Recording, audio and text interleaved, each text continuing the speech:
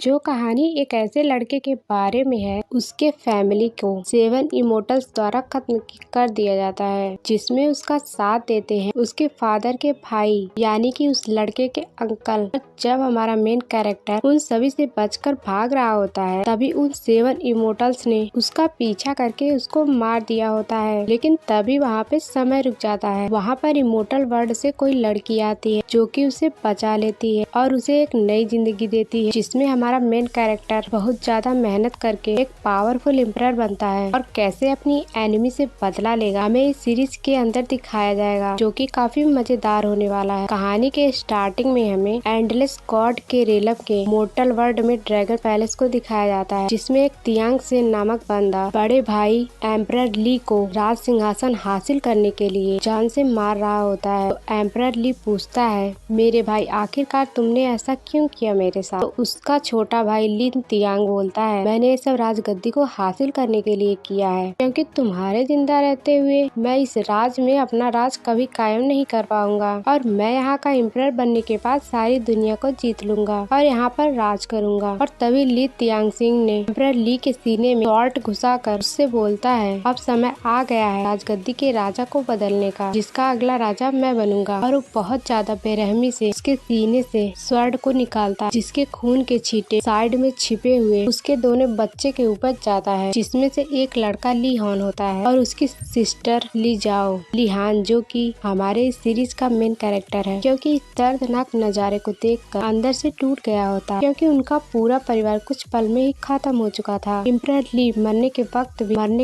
भी अपने बच्चों को वहाँ से जाने का इशारा करते हैं। इसके बाद वह बंदा उसके अंदर स्वॉर्ड घुसाकर उसे मार देता है। ली हॉन तो काफी गुस्सा में आता है, लेकिन वो कुछ कर नहीं सकता, क्योंकि अगर वो बाहर निकला तो उसे भी मार दिया जाएगा, इसलिए वहाँ से वो चुपके से भाग जाता है। इधर ली तियांग सिंह ने एम्परर को मारकर बहुत ज्यादा खुश होने लगता है और पागलों की तरह हंसने लगता है और बोलता है, ये सब अब मेरा हुआ। अभी वहाँ पर ली तियांग सिंह के साथ सर्वेंट को कोई मार देता है, जो कि कोई और नहीं 7 इमोटल्स होते हैं। ली तियांग सिंह तो घबरा गया था और डरते हुए उन्हें ग्रीट करने लगता है। 7 इमोटल्स का लीडर बोलता है, तुमने तो इस फैमिली के सभी लोगों को मार दिया, पर अभी वो बच्चे अभी भी जिंदा है, उसे जल्दी से मारना होगा। जिस पर ली तियांग सिंह बोलता है कि मेरे इंपीरियल गॉड ने काफी तगड़ी पाबंदी लगा रखी है, जिससे वो बच्चे यहाँ से बचकर नहीं निकल पाएंगे और वो जैसे ही मिलेंगे उसे खत्म कर दिया जाएगा। इस पे इमोटल्स लीडर गुस्सा में आ जाता है और उसे नीचे गिराते हुए बोलते हैं, तुम किसी काम के नहीं हो, तुम बस कचरे की तरह हो। यह बोलकर वो यहाँ से चले जाते हैं। और दूसरी तरफ हमें ली हॉन और उसके सिस्टर को दिखाया जाता है, जो कि इंपीरियल गार्ड से बचकर भाग आए होते हैं, जिन्हें देखकर इमोटल सोच में पड़ जाते हैं, यह सब कैसे बच के भाग आए। ये दोनों तो काफी मासूम है, इनको पता नहीं है कि इनकी मौत इनके सामने है। सभी इमोटल्स लियान के सामने आ जाते हैं, जिसे देखकर ली हॉन रुक जाता है। जिसे रुकता देख इमोटल लीडर बोलता है, यह तो काफी मासूम है, इन्हें मैं अपने हाथों से नहीं मारूंगा, नहीं तो गॉड भी मुझ पे रहम नहीं करेंगे। वैसे भी मैं इन दोनों को मार के अपने हाथों को गंदा नहीं करना चाहूंगा। इसीलिए वह अपने एक एल्डर को बोलता है, तुम इसे जल्दी से मार दो। इसके बाद उसका एक एल्डर पावरफुल अटैक करता है, जिसे देखकर लिहान के सिस्टर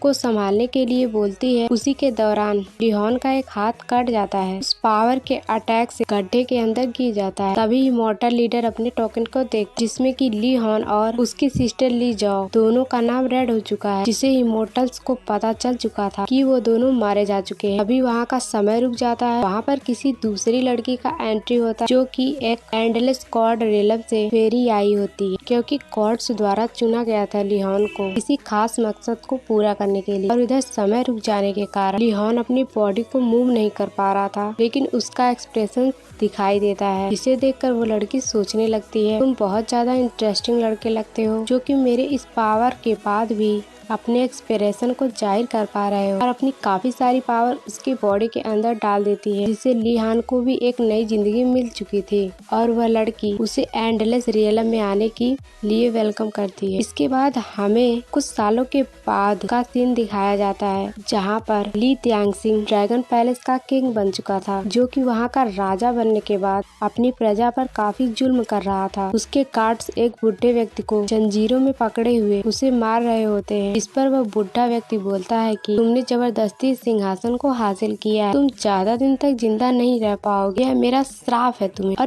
ड्रैगन पैलेस के अंदर हम त्यान सिंह को देखते हैं, जो काफी ज्यादा परेशान लग रहा होता है क्योंकि उसके टोकन में ली-हॉन का नाम फिर से वॉइड हो चुका था, जिसका मतलब ये था कि ली-हॉन अभी जिंदा है। और वह सोचने लगता है कि इतने सालों के बाद ली-हॉन कैसे जिंदा है। यह देखकर वो काफी ज्यादा हैरान होने लगता है और कहता है वो तो मर गया, फिर वो फिर से जिंदा कैसे हो गया। उसका स्पेशल गार्ड बोलता है कि क्या आप इन छोटे से टोकन के ऊपर विश्वास करते हैं, ये तो टूटा हुआ है, इसमें ऐसी कोई बात नहीं जो कि उसे बता सके वह जिंदा है या मर चुका है। तो ली त्यान सिंह बोलते हैं कि तुम अपना बकवास बंद करो, यह टोकन मुझे इमोर्टल्स ने दिया, जिसका मतलब है ये काफी ज्यादा पावरफुल होगा। इसके बाद हमें ड्रैगन पैलेस के फील्ड का सीन देखते हैं, जहाँ पर कोई बंदा ड्रैगन पैलेस के अंदर आकर सभी गार्ड को मार रहा होता है, जो कि कोई और बंदा नहीं बल्कि हमारा मेन कैरेक्टर ली-हॉन सिंह होता है, जो अपने फैमिली का बदला लेने के लिए आ चुका होता है, जो कि गार्ड्स को काफी ज्यादा टक्कर दे रहा होता है क्योंकि वो बीते हुए समय खुद को काफी ज्यादा पावरफुल बना लिया था और कल्टीवेशन में भी महारत हासिल कर ली थी, और जिसका सामना इंपीरियल गार्ड भी नहीं कर पा रहे होते। और ली-हॉन उन सभी को मारने के बाद ड्रैगन पैलेस के गेट को तोड़ते हुए वहाँ पर जबरदस्त एंट्री लेता है, जिसे देखकर ली त्यान सिंह हैरान हो जाता है और बोलता है मेरे बच्चे आखिरकार तुम यहाँ पे आ ही गए। जिस पर ली-हॉन बोलता है कि आज मैं तुम्हें जिंदा नहीं छोड़ूंगा। इस पर ली त्यान सिंह बोलता है गॉड ने तुम्हें एक नई जिंदगी दी है, इसका इस्तेमाल कर तुम नई जिंदगी जीना छोड़कर मुझसे बदला लेने के लिए आए हो। तुम इतने ज्यादा बेवकूफ कैसे हो सकते हो। तो गुस्से में अपने special guard king of hell को कि उसे मारो जल्दी से, बहुत ज्यादा बकवास करता है। दोनों एक दूसरे के ऊपर टूट पड़ते, दोनों काफी खतरनाक फाइट कर रहे थे, इसमें दोनों एक दूसरे को काफी अच्छी टक्कर दे रहे होते हैं, पर ली-हॉन उस पे थोड़ा भारी पड़ रहा था, जिसे देखकर ली त्यान सिंह सोचने लगता है इसने तो इतने सालों के दौरान अपनी पावर को काफी ज्यादा बढ़ा लिया है। इधर ली-हॉन किंग को काफी अच्छी टक्कर दे रहा होता है, जिसे किंग ऑफ हेल ने अपनी इविल पावर एक्टिवेट कर लिया होता है और ली-हॉन के फेस पर कट लगा देता है और उसके ऊपर अटैक करता है, लेकिन ली-हॉन अपने स्वॉर्ड का इस्तेमाल करते हुए उसके अटैक को खत्म कर देता है। वो दोनों आपस में बहुत बुरी तरीके से फाइट करने लगते हैं। यह देखकर ली त्यान सिंह ने ली-हॉन को बोलने लगता है तुम भी अपने बाप की तरह हो, बेवकूफ कहीं के, क्योंकि बिना तैयारी के मुझसे फाइट करने के लिए आ गए हो। मैंने तुम्हारे मदर को डिनर पर बुलाया था और वहीं पर मैंने तुम्हारी मदर को बुरी तरीके से मार दिया था और तुम्हारे फादर को तुम्हारे सामने, जिसमें मेरा साथ देने वाले वो 7 इमोर्टल्स थे, मैं उनका शुक्रिया अदा करना चाहता हूँ क्योंकि उन्होंने मेरा साथ दिया। उनकी मेरे ऊपर काफी ज्यादा अच्छी मेहरबानी है। और जोर जोर से हंसने लगता है और ली-हॉन की बेइज्जती करने लगता है। यह देखकर ली-हॉन बहुत ज्यादा गुस्से में हो गया था और वह अपने पावर को एक्टिवेट कर लिया था और सीधा त्यान सिंह के ऊपर अटैक कर देता। और जैसे ही वह मरने वाला होता तभी वहाँ पर किंग ऑफ हेल ने आकर उसके स्वॉर्ड को रोक दिया होता और उसके सीने में अपने स्वॉर्ड को उतार दिया होता। वह अपनी स्वॉर्ड को ब्लड से पोंछते हुए अपने म्याने में रख लेता। इधर ली-हॉन काफी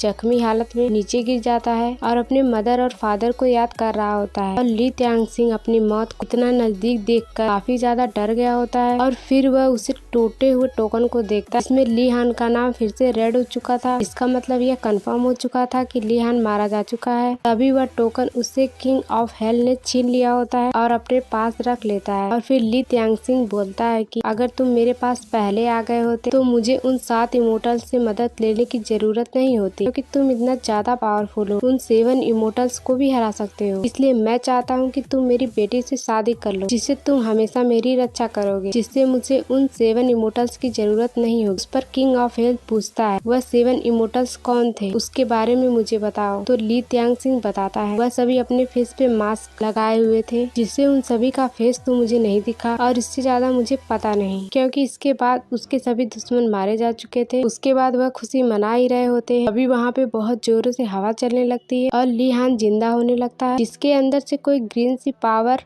ग्लो करने लगती है और वो ज़ॉम्बी की तरह उल्टे होकर ली त्यान सिंह के पास आ जाता है, जो देखने में काफी ज्यादा डरावना लग रहा था, जिससे ली त्यान सिंह डर जाता है। तभी ली-हॉन की बॉडी ट्रांसफॉर्म हो जाती है इमोर्टल फेरी के बॉडी में। असल में ये ली-हॉन नहीं इमोर्टल फेरी होती है। वह ली त्यान सिंह को उन 7 इमोर्टल्स के बारे में पूछने आई और उससे पूछने लगती क्या तुम जानते हो उन 7 इमोर्टल्स के बारे में, जल्दी से बताओ नहीं तो मैं तुम्हें यही मार दूंगी। त्यान सिंह डरते हुए बोलता मुझे उन इमोर्टल्स के बारे में कुछ भी नहीं पता, वैसे भी इमोर्टल्स की दुनिया में इंटरफेयर करने की कोई जरूरत नहीं। और ना ही परमिशन, इसीलिए मैं उसके बारे में नहीं जानता। और जाकर किंग ऑफ हिल से मदद मांगने लगता, मुझे बचाओ, ये लड़की मुझे मार देगी, तुम इसे जल्दी खत्म कर दो। तो वो सोल्जर अपने मास्क को हटाता है। वो कहता है कि लड़कियों को मारना अच्छी बात नहीं है, जो कि बल्कि कोई और नहीं ली हॉन होता है। फिर से ली हॉन इसके साथ गेम खेल रहा होता है, क्योंकि जो मारी गई थी वह ली हॉन नहीं बल्कि इमोर्टल फेरी होती। यह सब उसके साथ गेम खेलने का मेन रीजन था, ताकि वह उसको एक डरावनी मौत दे सके। ली त्यांगसिंग ली हॉन की आवाज सुन के काफी ज्यादा हैरान और परेशान हो जाता है। ली हॉन काफी पावरफुल अटैक करता है, जिससे कि ली त्यांगसिन ड्रैगन हॉल के बाहर जाके गिरता है और यह अटैक काफी आइकॉनिक होता है। ली हॉन बाहर आते हुए बोलता है कि मैंने अपने दुश्मन को मार दिया है, क्योंकि मैं एम्परर का सन होने के नाते यहाँ का न्यू किंग हूँ। यह सब सुनकर लोग उसको रिस्पेक्ट शो करने लगते हैं और ली हॉन की जय जयकारा लगाने लगते हैं। तभी हम ली हॉन के पीछे एक इविल स्पिरिट को देखते हैं, जिससे हमें पता चलता है ली हॉन अपनी पावर का इस्तेमाल करने के लिए इसे इविल स्पिरिट का बॉन्ड बनाया हुआ है। अगले सीन में हमें ली हॉन को दिखाया जाता है, जो कि अपने फैमिली को याद करते काफी उदास लग रहा होता है। तभी वहाँ पर इमोर्टल फेरी आती है, जो कि बोलती है कि तुम 7 सालों से अपने फैमिली को याद करते हुए उनके बारे में सोचते रहते हो, खुद को इतना परेशान क्यों करते हो। ली हॉन जवाब देता है, क्योंकि तुम एक इमोर्टल फेरी हो, इसलिए तुम्हें मॉर्टल्स के दुखों का अंदाजा नहीं होगा कि उनके फैमिली के मरने के बाद उनके ऊपर क्या बीतती है। इमोर्टल फेरी बोलती है, हाँ मैं एक इमोर्टल हूँ, जो मोह माया को त्याग देता है वही इमोर्टल बनता है, और मुझे इन सब से कोई फर्क नहीं पड़ता, कोई जिए या मरे, मुझे बस अपने गोल पे फोकस करना है और अपने गोल को अचीव करना है। और मैं अपने गोल को अचीव करने के लिए तुम्हारी मदद चाहती हूँ, इसीलिए तुम आंसू मत बहाओ। तब ली हॉन बोलता है, जब तक मैं उन 7 इमोर्टल जिसने मेरे फैमिली को खत्म किया मैं उन्हें मार नहीं देता, तब तक मैं नहीं रुकूंगी। इमोर्टल फेरी बोलती, मैंने तुम्हें किंग ऑफ हेल बनाया, जरूरत पड़ने पर मैं तुम्हें मार भी दूंगी, मैंने तुम पे काफी सारा एहसान किया है, यह तुम भूलना मत। ऐसे भी अपने रिवेंज के चक्कर में काफी सारे समय को बर्बाद कर दिया है और तुम 1 साल और बर्बाद करना चाहते हो। और तुम ये भी अभी मत भूलो कि तुम्हारी सिस्टर ली आओ अभी भी मेरे डिवाइन मास्टर के कब्जे में है, और मैं डिवाइन रियलम के डिसेंडेंट हूँ, यानी कि डिवाइन मैसेंजर हूँ। अगर तुमने मेरी बातों को नहीं माना, तुम्हारे सिस्टर को मैं कभी भी मार सकती हूँ। इस बार तुम एक बार सोच लो तुम्हें क्या करना है। ली हॉन बोलता है कि तुम शायद भूल रही हो कि तुम्हारे गोल को पूरा करने के लिए मुझे चुना गया है गॉड्स के द्वारा, इसीलिए मत भूलो, मुझे अपना रिवेंज लेने में मदद करो। जैसे ही मेरा रिवेंज कंप्लीट होता है, तुम्हारे गोल को अचीव करने के लिए अपनी पूरी ताकत लगा दूंगा। इमोर्टल फेरी गुस्सा होने लगती है और बोलती है, तुम यहाँ से जा नहीं सकते। पर ली हॉन गुस्से में गेट खोलते हुए उससे बोलता है, बहुत हुआ अब, मैं जा रहा हूँ। जैसे ही वह बाहर आता है, उसका सभी लोग स्वागत करते हैं, उसका जय जयकारा लगाने लगते हैं और कहते हैं, महाराज आपका अगला प्लान क्या होने वाला है। ली हॉन बताता है, मैं एक इमोर्टल बनना चाहता हूँ, इसके लिए मुझे इस राजगद्दी को छोड़ना होगा और मैं इस राजगद्दी के योग्य एक एम्परर को खोजना चाहता हूँ। इसीलिए कल प्रतियोगिता होने वाली है, इसमें काफी सारे सेक्ट आएंगे, जो भी जीतेगा उसे एम्परर बना दिया जाएगा। इसके बाद अगले दिन हमें कंपटीशन का सीन दिखाया जाता है, जहाँ सभी लोग बात कर रहे होते हैं कि आखिरकार यहाँ का एम्परर कौन बनेगा। हमारे इस एम्परर ने हमारी भलाई के लिए एक टेस्ट रखा है, इसमें जो भी योग्य होगा वही हमारा एम्परर बनेगा। हमारे एम्परर हमारे लिए कितना सोचते हैं। जहाँ पर एक पहरेदार बोलता है, हमारे एम्परर इमोर्टेलिटी के पाथ पर चलने का प्लान बनाया है, इसके लिए उन्होंने कॉन्टेस्ट कराया है ताकि उनके जाने के बाद इस राज्य को कोई संभाल पाए। पहला कॉन्टेस्ट बीस्ट किंग होता है, जो कि काफी सारे पावरफुल बीस्ट को ऑन करता है, इसीलिए इसे बीस्ट किंग का टाइटल दिया है। इसके पास एडवांटेज यह है, किसी भी जंगली जानवर को अपने कंट्रोल में कर सकता है। हो सकता है यह हमारा अगला ड्रैगन किंग बन जाए, ड्रैगन पैलेस का। इसी के साथ अगला कंटेंट जो सेट का एक लीडर विचेन होता है, जो कि बोलता है कि मैं इमोर्टल वान का 250वां जनरेशन हूँ और उनका ग्रैंडसन भी। यह भविष्यवाणी हुई है, यहाँ पे कुछ सालों के बाद बहुत बड़ी भूकंप आएगी, इसमें यह सेक्ट काफी बुरी तरीके से झुलस जाएगा, जिसमें सभी लोग मारे जाएंगे। जिसमें यह सुनकर काफी लोग डरने लगे। वह बोलता है, मैं चाहता हूँ आप लोग ड्रैगन सिटी का मुझे नया किंग बना दे, ताकि मैं इमोर्टल फैमिली के होने के कारण गॉड से बात करके इस डिजास्टर को दूर कर दूंगा। यह बात सुनकर सभी लोग समझ जाते हैं यह हमें उल्लू बना रहा है, लेकिन गॉड्स इसके बकवास को सुन उसे यहाँ से पकड़ कर ले जाते हैं। दूसरी तरफ पैलेस के अंदर ली हॉन और इमोर्टल फेरी दोनों बैठकर बात कर रहे होते हैं अगले प्लान के बारे में। जहाँ ली हॉन उसे टी बढ़ाते हुए बोलता है, तुम्हें आराम कर लेना चाहिए, और वह बोलने लगती है, ठीक है मैं तुम्हारी जरूर मदद करूंगी, इसीलिए मुझे मस्का लगाना बंद करो, और टी को पीते हुए बोलने लगती है। यहाँ पर ली हॉन बोलता है, तुम चिंता मत करो, मैं उसे इतनी बुरी तरीके तरीके से मारूंगा कि वो सोचा भी नहीं होगा। तो फिर इमोर्टल फेरी बोलने लगती है, तुमने बहुत दिनों से ट्रेनिंग नहीं किया, तो तुम्हारा पावर एक ही जगह पे रुका हुआ है। जिस पर लेहान बताता है यह सब छोड़ो, जो बंदा यहाँ पर आने वाला है उसके लिए मैंने काफी तगड़ी प्लानिंग बना रखी है। मैं उस बंदे के फाइट के दौरान मारा जाऊंगा। अब उसका मास्टर मेरी बॉडी को देखने के लिए आएंगे, जो कि उन 7 इमोर्टल्स में से एक हो, जिसका फायदा उठाकर मैं उसको पकड़ लूंगा और वहीं पर उसको मार दूंगा। इस पर इमोर्टल फेरी बोलती है, तुम उन सभी इमोर्टल के मुकाबले काफी कमजोर हो। उनमें से कोई कमजोर इमोर्टल्स तुमसे फाइट करने आए तो तुम उसका सामना नहीं कर पाओगे और मारे जाओ। लिहान बोलता है कि ये सब मुझ पे छोड़ दो। तभी बाहर का सीन दिखाया जाता है, जहाँ एक बंदा अपने वेपन से उसी रूम पर अटैक करने के लिए आता है। उसी रूम को पूरी तरीके से बर्बाद कर देता है, जिस रूम में इमोर्टल फेरी और लिहान बैठे हो। उसके अटैक करने से पहले उसके कंधों पर हाथ रखते हुए कहता है, तुम मुझे खोज रहे हो क्या?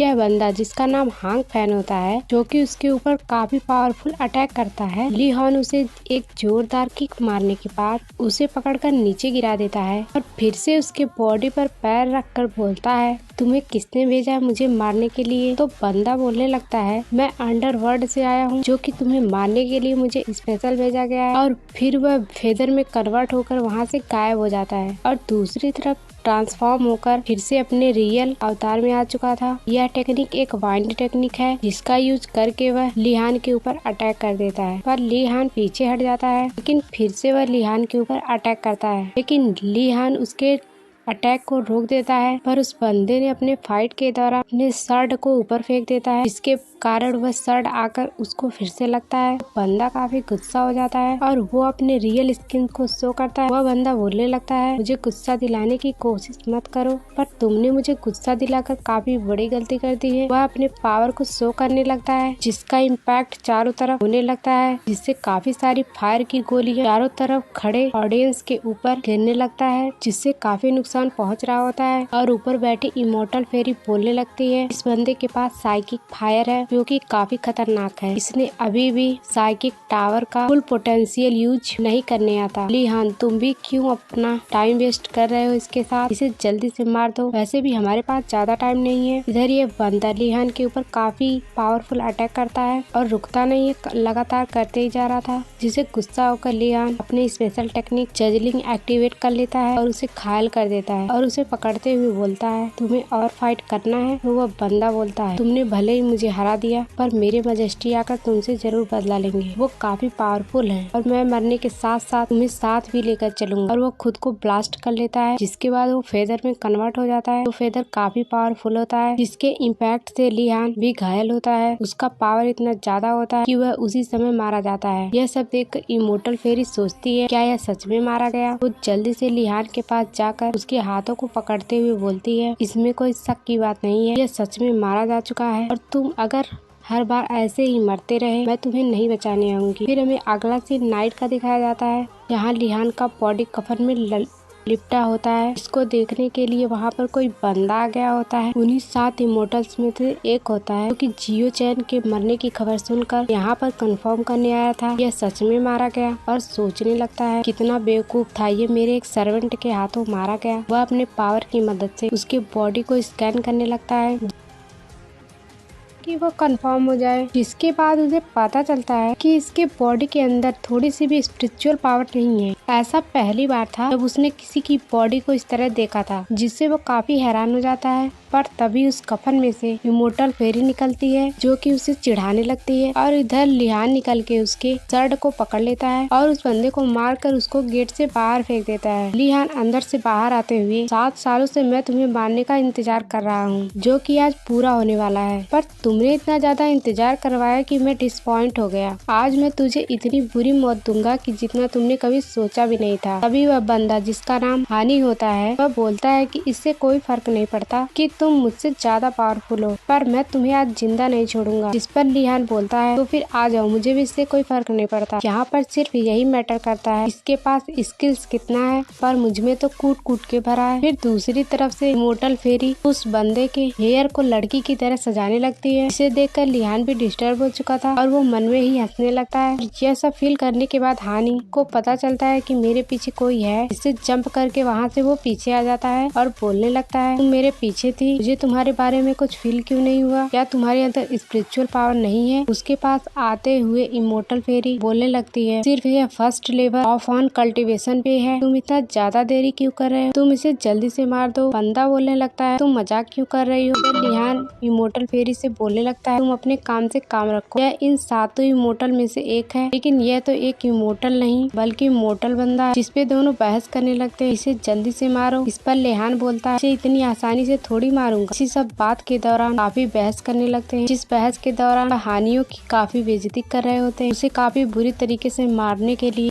उसके सामने ही बोल रहे होते हैं। ये दोनों उस बंदे के सामने ही उसको मारने की प्लानिंग भी कर रहे थे, जिससे वह बंदा भी टेंशन में आ गया था। फिर लिहान उस बंदे से फाइट करने के लिए रेडी हो जाता है। इसे देखकर वह बंदा फिर से रेडी हो जाता है। लिहान जल्दी से जा करके अपने शर्ट को उसके चेस्ट में घुसा देता है, काफी बुरी तरीके से उसके ऊपर अटैक करते हुए उसको पीछे की तरफ ढकेलते हुए उसे दीवार से जाकर टक्कर करा देता है। लिहान उसकी बॉडी में शर्ट को घुसाकर, इससे पहले कि मैं तुम्हें जान से मार, मुझे जल्दी से जल्दी 7 इमोर्टल तुम्हें छोड़कर उन 6 इमोर्टल के बारे में बताओ। और कुछ ना जवाब देने के बाद वह भी सोच में पड़ जाता है। अभी हानि अपने पावर को एक्टिवेट करता है, अपने फ्लाइंग शर्ट को निकाल कर लिहान के चेस्ट में घुसा देता है। इससे लिहान काफी घायल हो जाता है। इधर छत पे बैठी हुई इमोर्टल फेरी सोच रही थी, ये कितना बेवकूफ लड़का है, ये हर बार मारा जाता है। इधर ये बंदा हानि बोलने लगता है, छोटे राक्षस, तुम शायद कितने भी पावरफुल क्यों ना हो, पर तुम मेरे फ्लाइंग शर्ट का सामना नहीं कर पाओगे, क्योंकि यह काफी पावरफुल है। यह शर्ट मुझे उन्हीं इमोर्टल्स ने दिया था, इसके बदले मैंने अपनी एक आँख की कुर्बानी दी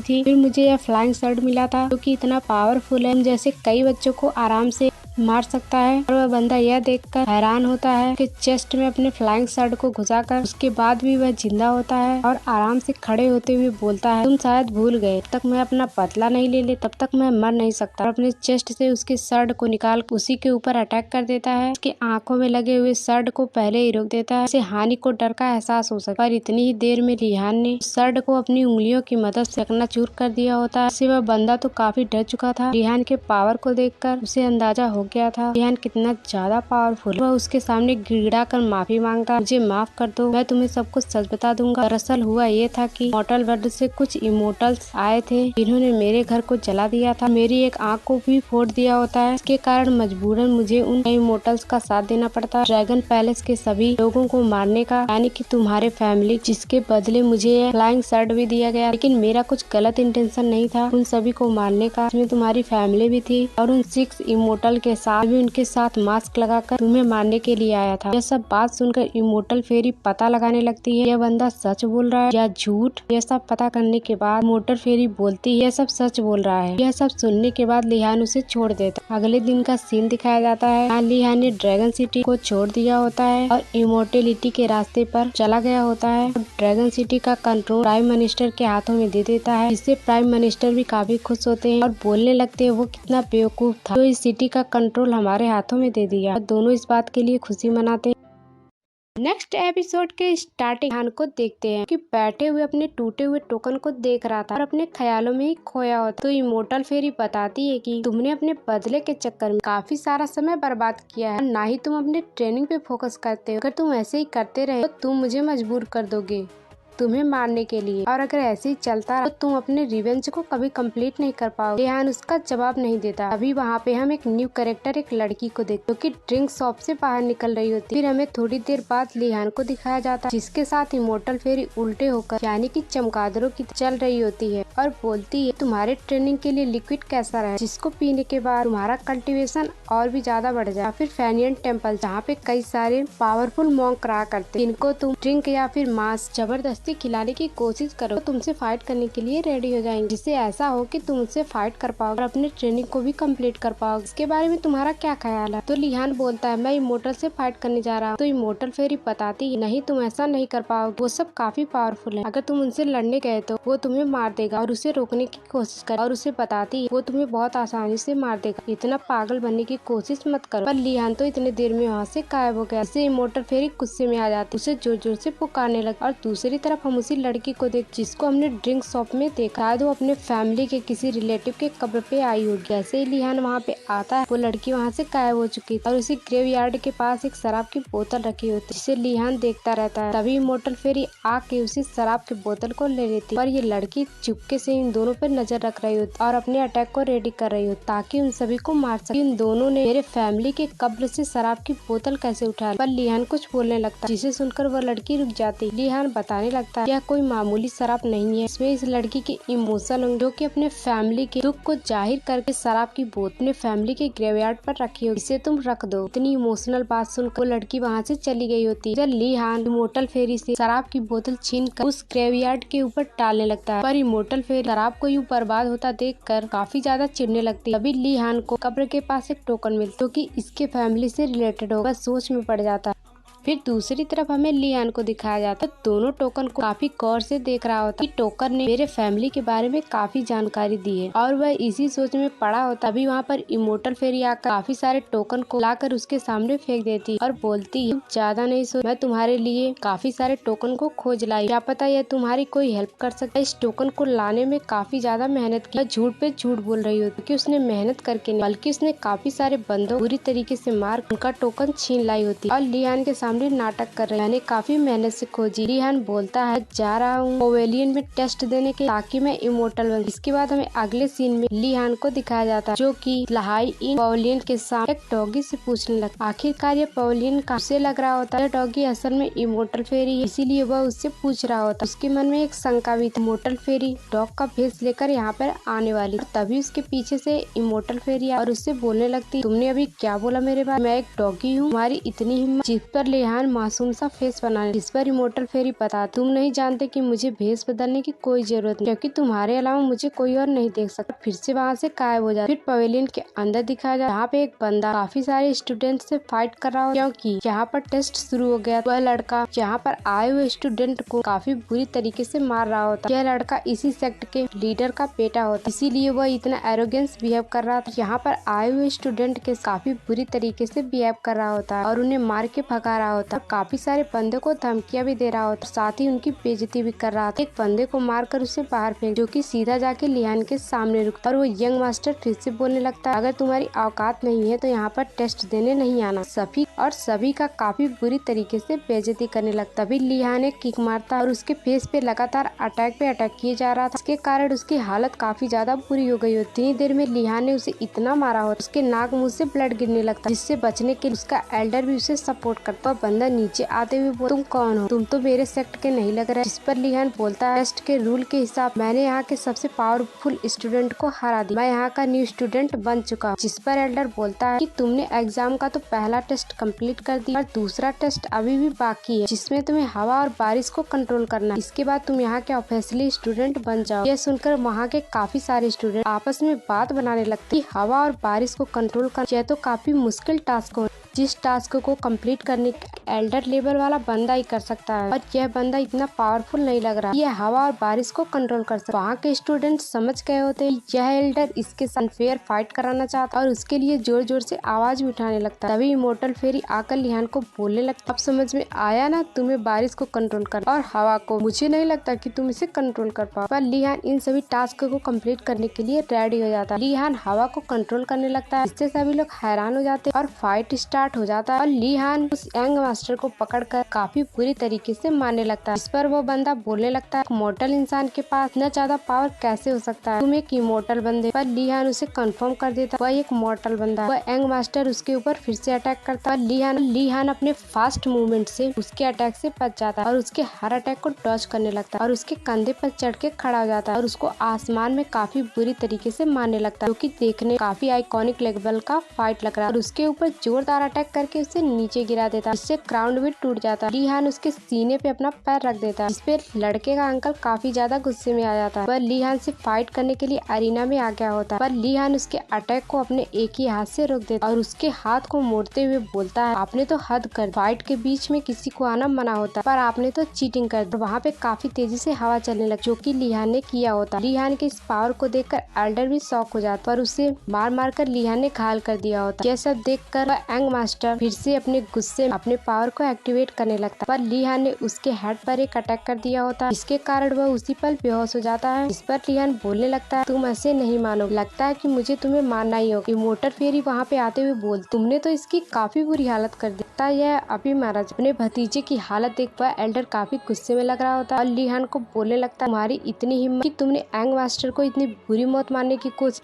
पवेलियन के एल्डर तुम्हारी ऐसी हालत करेंगे कि तुमने कभी सोचा भी नहीं हो, और ना ही तुम्हारे फैमिली को कभी यहाँ पे आने दिया जाएगा। तभी यंग मास्टर उसे बोलने लगता है, चुप रहो बुड्ढे, तुम्हारी हिम्मत कैसे मेरे मास्टर को बोलने की। तो उसे लगता है ये पागल हो गया, जो कि लीहान को अपना मास्टर बोल रहा है। लगता है यह इससे काफी डर चुका है। यह दुनिया के सबसे पावरफुल इमोर्टल मेरे दादाजी, जो कि रिकार्नेट हो यहाँ पर आए हुए, जो कि मेरे गलतियों के कारण मुझे सबक सिखाना चाहता है। और इससे भी ज्यादा ओवर एक्टिंग करते हुए बोलता है, दादाजी इस दुनिया के काफी पावरफुल इमोर्टल है, जो कि मेरे गलतियों के कारण मुझे सबक सिखाने के लिए यहाँ पर आए हुए हैं। और उन्हें लीन हाई कर पुकारने लगता, जिस पे लीहान बोलता है, तुम्हें तो मेरा नाम भी सही से नहीं मालूम। जिस पर वो बंदा मुंह बनाने लगता, मैं कम उम्र में ही काफी सारी शरारतें करने लगा, जिन गलतियों को सुधारने के लिए इन्होंने रिकार्नेट हो मुझे सुधारने के लिए यहाँ पर आए, और मैं सभी अपने गलत व्यवहार के लिए माफी मांगता और इन गलतियों का प्रायश्चित करने आत्महत्या करने के लिए पहाड़ियों से कूद जाता। इधर लीहान उसके व्यवहार को देखकर नाटक करने लगता और बोलता है, मेरे बच्चे तुम इतना ज्यादा अच्छे कब से हो, सोचा नहीं था तुम इतने अच्छे बन जाओ, उम्मीद करता हूँ। और दूसरी तरफ में अरीना में काफी सारे लोगों को दिखाया जाता है, बोलने लगते हैं, अगर वहाँ पे किसी ने दयान जियान फैन को डिस्टर्ब कर दी तो उसका मरना तय है, क्योंकि वह काफी पावरफुल है। यह कौन है ये हमें टेस्ट के अंदर दिखाया जाए। फिर हमें यहाँ काफी सारे लोगों को अरीना में दिखाया जाता है कि काफी सारे लोग दूसरे वर्ल्ड में टेलीपोर्ट हो चुके हैं।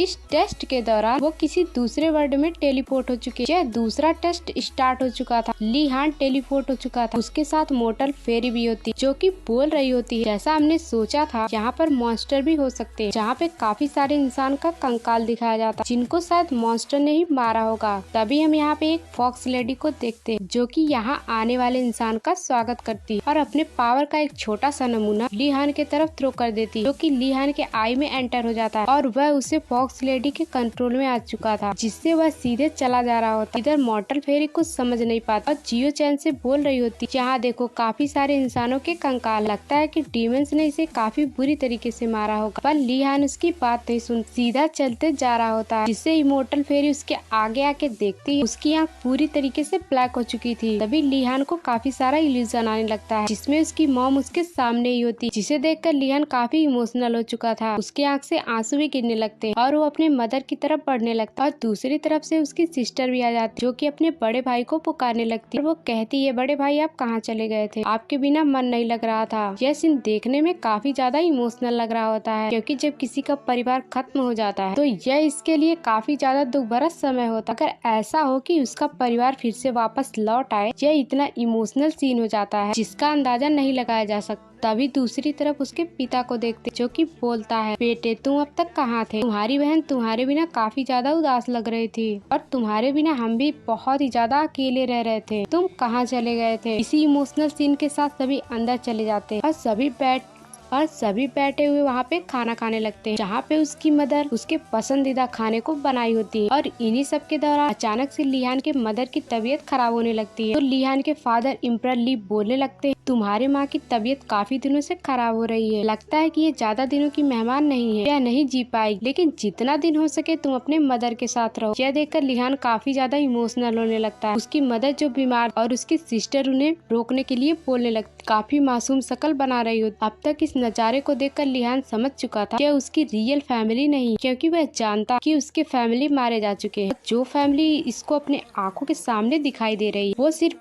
इसके आंखों का एक धोखा है, क्योंकि एक भ्रम भी है। यह सब समझने के बाद लीहान उससे बोलने लगता है, तुमने मेरे फैमिली का भेष बदल के काफी ज्यादा बुरा किया, काफी ज्यादा खतरनाक अटैक उसके ऊपर कर देता। फिर वो लड़की हंसने लगती और बोलती, तुमने मुझे पहचान लिया। वह अपने रूप को चेंज करते हुए बोलती और कभी उसके मदर तो कभी उसके फादर के रूप में चेंज हो जाती और लीहान के ऊपर अटैक कर देती और लीहान उसे मार मार के पीछे कर देता है। वह लड़की उसके ऊपर फिर से अटैक करती पर लीहान उसे बीचों बीच काट देता है। तभी वहाँ पर 7 इमोर्टल्स भी आ गए गए होते। यह सब देखकर लिहान सोचने लगता है जो भी मेरे यादों में सबसे इम्पोर्टेंट है उन सभी का कैरेक्टर मेरे इल्यूजन में आते जा रहे हैं, और वह अपने पावर को एक्टिवेट कर सभी को एक साथ खत्म कर देता है। और वह जोर से बोलने लगता है, तुम जो भी हो मेरे सामने आ जाओ, मेरे साथ खेल मत खेलो। तभी वहाँ पे जॉइंट डीमन को समन करता है। इसके साथ उसने अपने थर्मामंग की स्पिरिचुअल बॉडी को कंबाइन करके एक काफी पावरफुल अटैक करता है जो कि इस इल्यूजन को तोड़ देता है, जिसे टूटने के बाद जिस फॉक्स लेडी ने इस इल्यूजन को बनाया था वो भी काफी घायल हो जाती, जिसे देखकर मॉर्टल फेरी उसके ऊपर हंसने लगती और उसे बोलती तुम्हारी कमर बहुत अच्छी। और लिहान वहाँ पे आते हुए बोलने लगता इतनी बेशरम हो, मेरे फैमिली का यूज कर रही हो मुझे हराने के लिए। जिस पर फॉक्स लेडी बोलती बेशरम हो भी मैं, तुम जैसे गंदे इंसानों ने मेरी एक पूंछ काट दी और मेरे कबीले कभी फॉक्स को तुमने मार दी। तुम जैसे इंसान काफी गंदे और भद्दे होते हो जो कि दूसरों को मारने में थोड़ा सा भी झिझक महसूस नहीं करते हो, और आज मैं तुम्हें जिंदा नहीं छोड़ूंगी। तुम पहले इंसान हो जिसने मेरे इल्यूजन को तोड़ा, जिसके कारण मुझे काफी ज्यादा गुस्सा आ रहा है। वो अपनी पावर को एक्टिवेट करते हुए लिहान पे अटैक करती। लिहान उसके अटैक को काफी अच्छे से डोज कर रहा होता है, ऐसा लग रहा होता है वो किसी बच्चे से फाइट कर रहा हो। जिस दौरान लिहान ने उसके एक टीथ तोड़कर अपने पास रख लिया था, तभी वो लड़की उससे मांगने लगती ये मुझे दे दो। तो लिहान बोलता है ये तुम्हें तभी मिले जब तुम्हें मत पड़ेगा, जब तुम बताओगी कि मैं यहाँ से निकल कैसे सकता हूँ। पर उस टीथ को छीनने के लिए फॉक्स लेडी तेजी से आती, पर लिहान वहाँ से हट जाता है और उससे पूछने लगता है मुझे बताओ नहीं तो मैं तुम्हें खत्म कर दूँ। तब फॉक्स लेडी बताती यहाँ सिर्फ आ सकते हो लेकिन यहाँ से कभी जा नहीं पाओगे, वैसे भी तुम यहाँ से जाकर क्या करोगे, मैंने तुम्हें यहीं पे मार देने का डिसाइड कर लिया। जिसे सुनकर लिहान उसे एक जोरदार किक मारता है जिससे उसका दिमाग ठिकाने आ गया होता है और उसके ऊपर पैर रखते हुए बोलता है मुझे जल्दी से बताओ यहाँ से बाहर कैसे निकला जाए। अगर तुमने यहाँ से बाहर निकलने का रास्ता नहीं बताया तो मैं तुम्हें यही मार के और यही गाड़ दूंगा। और मेरी बात सुनो, अगर तुमने मुझे यहाँ से निकलने में मेरी मदद की तो मैं भी तुम्हें यहाँ से निकलने में मदद करूंगा। तो उधर से इमोर्टल फेरी बोलती जल्दी से इसे मार दो, वैसे भी मुझे यहाँ से निकल कर शराब पीना है। तो फॉक्स लेडी बोलती मैं तुम्हारा कैसे विश्वास करूँ, यहाँ से निकलने के बाद तुम मुझे भूल भी सकते हो। और वह अपनी कहानी बताने लगी जिसमें एक हेलेना नाम यहाँ पे फंस गई। तब उसने इससे दोस्ती की और इसके सभी बंदे को मार दिया और साथ ही इसके एक पूंछ को भी काट दिया। तब से यह यहीं पे फंसी हुई और यहाँ से निकलने की कोशिश कर रही है और यहाँ से नहीं निकल पा रही। और इसके फैमिली को मारने पवेलियन के बंदों ने साथ दिया। तो लिहान उसे बताता है मुझे तुमसे बदला लेने में कोई इंटरेस्ट नहीं, मुझे बस यहाँ से बाहर निकल। इस पे वो फॉक्स लेडी बताती यहाँ से बाहर निकलने का बस कुछ ही तरीका है, यहाँ से बाहर निकलने का बस कुछ ही तरीका, या तो तुम मुझे मार दो तो यहाँ से बाहर जा सकते हो, या फिर दूसरा रास्ता है तुम्हें हेलेना का वो स्वॉर्ड निकालना होगा जिससे कि तुम यहाँ से बाहर जा पाओगे। तो लिहान बताता है वैसे भी मेरी तुमसे कोई दुश्मनी नहीं, इसीलिए मैं तुम्हें नहीं मारूंगा। इससे अच्छा होगा कि मैं उस स्वॉर्ड को कंट्रोल करूँ जो कि हेलेना का है। यह काफी मुश्किल है पर मैं इसे जरूर करूँगा। तो फॉक्स लेडी उसे बताती तुम काफी अच्छे बंदे हो जो कि यहाँ पर आने वाले सभी बंदों से अलग हो। मैंने सोचा था कि तुम भी उन बंदों में से एक हो, लेकिन तुम तो काफी अलग निकले। मुझे तो ऐसा लग रहा था कि सभी इंसान सिर्फ धोखा ही देना जानते हैं, लेकिन तुम्हारे आने के बाद मैं गलत साबित हो गया। जब तुमने इतनी अच्छाई दिखाई दी तो मैं तुम्हें एक सच बात बताती। दरअसल केनहाई पवेलियन एल्डर ने इस जगह को बनाया जहाँ उसने इस स्वॉर्ड को निकालने के लिए काफी सारे स्टूडेंट को इमोर्टेलिटी का लालच देकर यहाँ पे टेस्ट देने के लिए बुलाया था, ताकि वह उन स्टूडेंट का इस्तेमाल कर स्वॉर्ड को निकाल कर खुद ही हथियार ले। और यह बात सभी से छुपाई गई कि इस स्वॉर्ड को हासिल करने वाला ही अगला एम्परर बनेगा। और सभी स्टूडेंट तो यहाँ पे इमोर्टेलिटी का रास्ता खोजने के लिए आए थे, लेकिन आज तक कोई ऐसा इंसान नहीं आया जिसने उस स्वॉर्ड को निकाल पाया, क्योंकि उस स्वॉर्ड से पहुँचने से पहले मैं उसे मार देती थी। हजारों साल हो गए तब से उस स्वॉर्ड को कोई निकालने की कोशिश नहीं। और वो लिहान से कंफर्म करती है क्या तुम सच में उस स्वॉर्ड को निकालना चाहते हो, क्योंकि हजारों साल में तुम पहले बंदे जो उस स्वॉर्ड को निकालने के लिए इतना एक्साइटेड हो। जिसमें लिहान बताता है तुम्हें इतना चिंता करने की कोई जरूरत नहीं है। और वह तेजी से जंप कर टीले के ऊपर पहुंच जाता है और उस स्वॉर्ड के पास जाते ही लिहान का प्रेजेंस उसे स्वॉर्ड को फील होता है, जिससे वह स्वॉर्ड अपने पावर को रिलीज करने लगता है। लेकिन लिहान भी कुछ कम नहीं होता, उसकी पावर भी काफी ज्यादा टक्कर दे रही होती है। लिहान स्वॉर्ड को पकड़ लेता है और उसे निकालने की काफी ज्यादा कोशिश करने लगता है। लिहान फाइनली उस स्वॉर्ड को निकाल लिया होता, जिसमें उसे काफी ज्यादा ताकत लगानी पड़ती है। यह देखकर फॉक्स लेडी बोलने लगती बधाई हो, तुम अपने मौत के आखिरी चरण में पहुंच चुके हो। और तभी लिहान पानी के नीचे चला जाता है, क्योंकि फॉक्स लेडी ने उसे फंसा दिया हो इस खेल में। उसकी बातें तो एक सिर्फ झांसा लिहान को फंसाने, और वह इमोर्टल फेरी से बोलने लगती है, तुम्हारा दोस्त तो मारा जाएगा, अब तुम क्या करोगी? तो इमोर्टल फेरी बोलती, शायद तुम भूल रही हो, लिहान इस सीरीज का मेन कैरेक्टर है, जिस पर उसकी बोलती बंद हो जाती है। तभी हमें ब्लड पूल के नीचे दिखाया जाता है, जहाँ लिहान पहुँच गया होता है और उसके सामने एक पगोड़ा होता है, जिसमें हेलेना बैठकर कल्टीवेशन कर रही होती और वह बोलती है, इसने भी सर्ड को निकाला है, वह यहाँ का न्यू एम्परर बनने की कोशिश कर रहा है। तभी हमें वहाँ पे कुछ बीस्ट को दिखाया जाता है, जो कि पगोड़ा के कब्जे में होता है। तभी कोई अटैक अंदर से बाहर निकलकर दोनों को जख्मी कर देता है। तभी वहाँ पर दो बंदे आ जाते हैं, जो कि मॉन्स्टर होते हैं। ऐसा लग रहा होता है वह स्पिरिचुअल मॉन्स्टर है, क्योंकि वह किसी की आत्मा थी, पर लिहान उसे नजरअंदाज कर देता है और वहाँ से जाने लगता है। पर वो दोनों बंदे हेलेना के ऑर्डर पे उसे मारने के लिए आगे बढ़ते। ऐसे टीमेंट्स उसके ऊपर अटैक करते, पर लिहान सभी को मार डालता।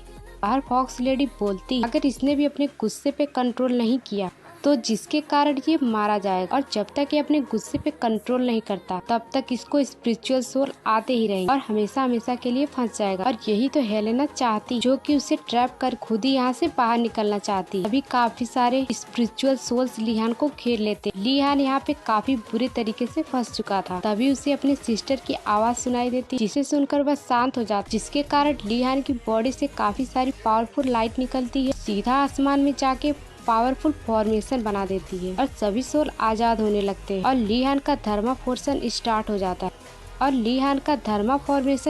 जाता है। यह देखकर हेलेना बोलने लगती है, हमने उन सभी सोल को कहाँ भेज दिया है। वो लिहान के ऊपर अटैक करती है। लिहान अपने आई को ओपन करता है, जिसके अंदर से काफी ज्यादा पावरफुल धर्मा पावर निकलती है और हेलेना के हेड को टच करता है, जिससे कि वह भी आजाद हो गई थी, यानी कि पूरी तरीके से खत्म हो चुकी थी। और फाइनली लिहान ने यहाँ पे लगे हुए कर्स को खत्म कर देता है, जिससे लेडी फॉक्स भी खुश होने लगती है और लिहान का शुक्रिया अदा करते हुए वहाँ से चली जाती है। और इधर इमोर्टल फेरी सोचने लगती, फाइनली मुझे उस लड़के से छुटकारा मिल गया, क्योंकि इसे लग रहा होता है लिहान मारा जा चुका है, पर लिहान तो उसके सामने ही आकर सो जाता है, जिसे देखकर इमोर्टल फेरी सोचने लगती, क्या यह अभी भी जिंदा है? फूटी किस्मत मेरी जो कि इसके साथ मैं आई। तो लिहान बोलता है, क्या तुम इस वक्त मेरे बारे में सोच रही थी? तुम्हारे कहने से थोड़ी ना मैं मर जाऊँ, और जब तक मैं अपने रिवेंज को कंप्लीट नहीं करूँगा तब तक तो मैं मर ही नहीं सकता। कर्ज टूट जाने के कारण वैली के चारों तरफ रेड पावर ग्लो करने लगती है, जिसमें से काफी सारा प्रेशर बाहर आने लगता है, जिसे देखकर काफी सारे एल्डर खुश होने लगते हैं और बोलते हैं, आखिरकार किसने इस कर्ज को तोड़ डाला और वो लड़की भी आजाद हो गई। जिस पर एक बंदा बोलता है, क्या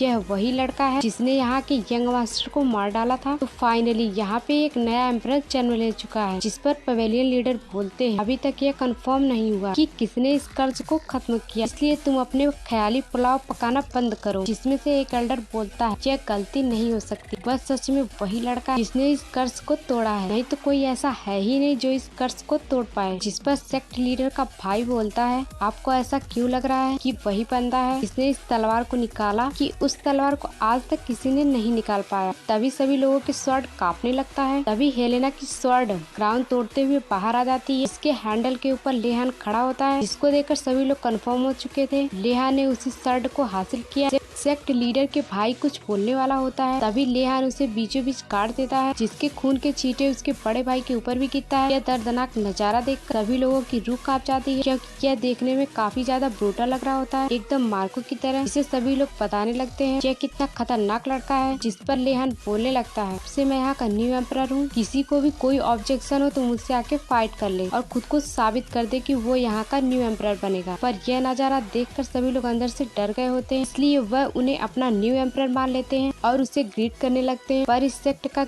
पुराना लीडर उसे ग्रीट नहीं करता, जिस पर लिहान अपने सर्ड को उसके ऊपर पॉइंट करते हुए बोलता है, तुम्हें किस बात की दिक्कत, तुम भी मुझे ग्रीट करो ना। तो वह सोच में पड़ जाता है, पर वह पीछे हटते हुए अपने सर्वेंट को एक पावरफुल फॉर्मेशन बनाने के लिए बोलता है, जो कि 10,000 थर्ड फॉर्मेशन होता है। और वो एल्डर सभी को बताने लगते हैं, जरूर इस लड़के ने फॉक्स लेडी के साथ मिलकर कोई प्लान बनाया होगा, अभी तो इसने इस सर्ड को निकाल पाया और यह सेक्ट लीडर बन के सभी को मारना चाहता है। यह सभी देखकर सभी लोग शॉक में पड़ जाते हैं। इस एल्डर ने 10,000 सर्ड रिटर्निंग फॉर्मेशन बनाया, जो कि इस पवेलियन आखिरी मास्टर ने आखिरी बार फॉर्मेशन किया था, जिस पर कुछ लोग बात बनाने लगते हैं। यूनहाइन पवेलियन में ऐसा कोई नहीं है जो कि इस लड़के को हरा पाए, तो यह एल्डर क्यों अपने आप को मौत के मुंह में डाल रहा है। इधर उस एल्डर को इमोर्टल फेरी बोलने लगती है अपनी सारी ताकत लगा और इसे जान से मार दे, लेकिन लीहान तो काफी ज्यादा पावरफुल हो गया था। वो जैसे ही लीहान के ऊपर अटैक करता है, पर लीहान जो होता है वो छोटे से स्लैश के अटैक से उस एल्डर को घायल कर देता है और इस स्वर्ड फॉर्मेशन को भी खत्म कर देता है और उसके ऊपर जो स्वर्ड लगने वाले थे अपने स्वर्ड के ऊपर अब्सॉर्ब कर लेता है। लीहान अपने स्वर्ड को उसके गले के ऊपर रखते हुए बोलता है, तुम्हारा खेल खत्म हो गया एल्डर बुड्ढे। तो दूसरा एल्डर आते हुए बोलता है, आप अपने बेटे के मरने के कारण इतना गुस्सा क्यों कर रहे हैं? उसने अपनी जान अपनी गलती के कारण ली है, इसलिए आप लीहान से हार मान जाओ, क्योंकि इससे भी आप वैसे भी जीत नहीं सकते और इसे हमारे पवेलियन का न्यू मास्टर मान लीजिए। रीडर बोलता है, तुम नहीं जानते मैं इससे किस लिए फाइट कर रहा हूँ। तो दूसरा एल्डर उसे समझाते हुए कहता है, मैं जानता हूँ तुम अपने बेटे की मौत के कारण और इस फाइट में हारने के कारण तुम अपने राज सिंहासन को छोड़ दो,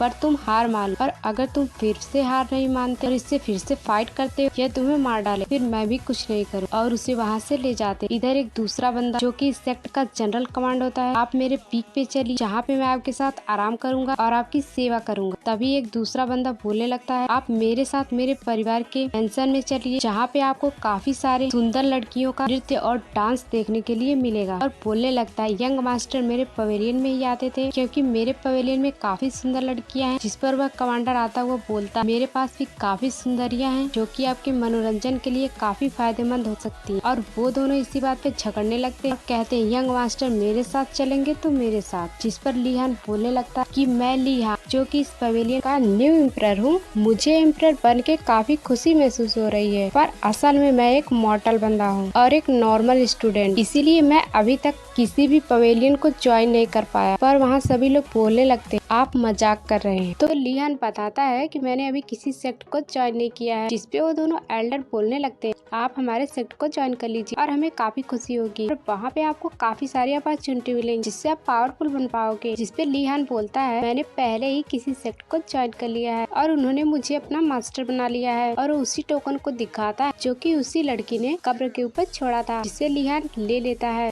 लीहान अपनी पढ़ाई करते हुए बोलता है कि कुछ टाइम पहले मेरी मुलाकात मास्टर लिन से हुई थी, जिन्होंने मुझे अपना स्टूडेंट बनाने के लिए काफी रिक्वेस्ट किया था और हमेशा मेरे पीछे लगी रहती। इस पे फाइनली मैंने उनको अपना मास्टर बना लिया, साथ ही उनके रहने लगा और सोते समय हम दोनों एक दूसरे से बात किया करते। दोनों में रिलेशन काफी ज्यादा अच्छा हो गया था। तभी ये बकवास सुनकर वहाँ पे यंग मास्टर लिन आ जाती है और लीहान से बोलती है, तुम अपना बकवास बंद करो। ये एल्डर उस लड़की को देखकर ग्रीट करने लगते हैं क्योंकि यह लड़की काफी पावरफुल फैमिली की यंग मास्टर होती है, जिसका नाम मिस लिन है, जो कि लीहान को वहाँ से पकड़ कर ले जाती है। और फिर एल्डर बोलता है, हमें इन सब के मामलों में नहीं पड़ना चाहिए और चलो यहाँ से। और वो लड़की दूसरी तरफ लीहान को पटक देती है। लीहान उसके ऊपर अटैक करने को आगे बढ़ता है, लेकिन वो लड़की उसकी स्वर्ड को छीन कर उसी के ऊपर रिटर्न पॉइंट कर देती है। तभी लीहान उससे अपना स्वर्ड मांगने लगता है, जिस पर मास्टर लिन बोलती है, तुम पहले मेरा टोकन वापस करो, इससे पहले मैं तुम्हें नहीं दूंगी, और वहाँ से चली जाती है। तभी इमोर्टल फेरी वहाँ पे आती है और लीहान से बोलती है, वो सच में काफी ज्यादा सुंदर है, तुम्हारा इसके बारे में क्या ख्याल है। इसके बाद हमें नाइट का सीन दिखाया जाता है जहाँ पे यंग मास्टर लिन के मेंशन में खरगोश पका रहा होता है, जिससे देखकर यंग मास्टर लिन बाहर आती कहती है, तुम मेरे मेंशन में खरगोश पका रहे हो। जिसपे लिहान बोलता है, तुम तो खाना देने वाली हो नहीं, इसलिए मैं खुद ही खरगोश को पका के खा रहा हूँ, तुम्हें इसमें कोई दिक्कत है क्या। तो मास्टर लिन मेंशन के अंदर चली जाती है। मास्टर लिन के जाने के बाद इमोर्टल फेरी उसे याद दिला रही होती है कि तुम्हारे पास अभी जिंदा रहने के लिए सिर्फ 2 दिन बचे हैं, ये काफी ज्यादा टाइम है तुम्हारे लिए।